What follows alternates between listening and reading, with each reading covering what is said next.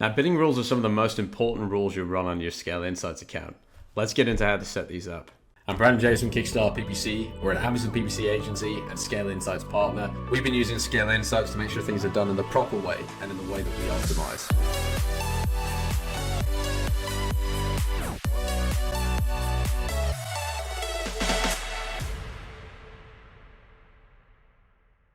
Now, under bidding rules, first thing you need to do, of course, is go into the bidding rules platform here.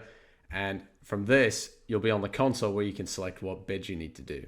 So firstly, you want to identify what products are spending the most, where you can make the most impact. And you can do that by just going over to the spent tab and make sure you select the one with the highest spend. So select that, and that will give you the products that need to be worked on as a priority. So before you do anything though, what you need to do is create a rule. So go create a rule, and over here, you need to really be careful of what you do next. So firstly, how many days are you going to analyze? We have a specific criteria we set up and custom rules that we use, but we would recommend a longer period of time. Maybe it's 10 days, maybe it's a week. You need to have a think about it, see what works best for your brand. Days to ignore, obviously there's attribution in there, so say at least 2 days for days to ignore. So do keep that in mind. Now, when you get to all of this here, so optional minimum top of search impression share, you can add that if you want. It's not mandatory, but I would focus more on the actual bids and save that for the placement rule itself. So trigger sequence, you can add priorities for each of these. So perhaps you make this your number one rule. You want this to trigger before any of the other rules you have. In most cases, you don't really need a priority status. So that's not mandatory. You can set then your target KPIs. So say, for example, optimize to a certain ACOS. So for example, 25%. You can use RPC method if you want, and you can have that the bid is decreased and increased at a certain level. Say it's 10%. Say if you want to be more careful, you bring that down to 5. If you want to go more aggressive, maybe that's 15 or 20%. It's up to you what you want to do, but I would urge you on the side of caution as you go through, make sure you don't go too high on your optimizations or else things can get quite messy. Now, up and down factor. Of course, if you want to have this on, by all means, you can have dynamic up and down bids. If you want to go for fixed bids or dynamic down, you can do that in the campaign, or you can just do it here. There's a couple of ways you can do it, but the main things you want to do is look at that. Now, here's where it gets important.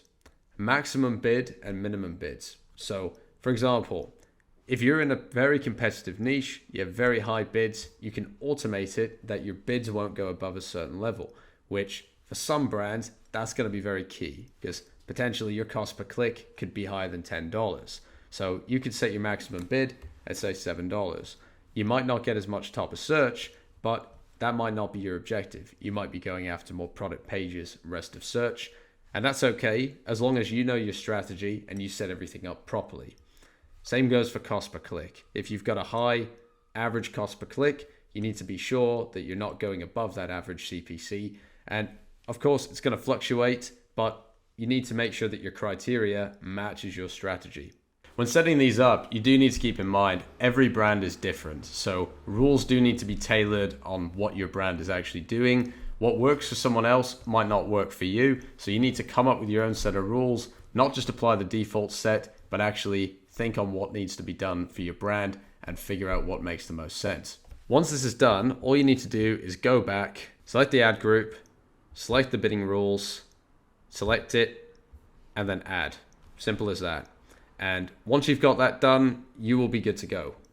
After you've set this up, this will show under your rules section. You'll see all of your product stats, so you can keep a very close eye on everything that needs to be done.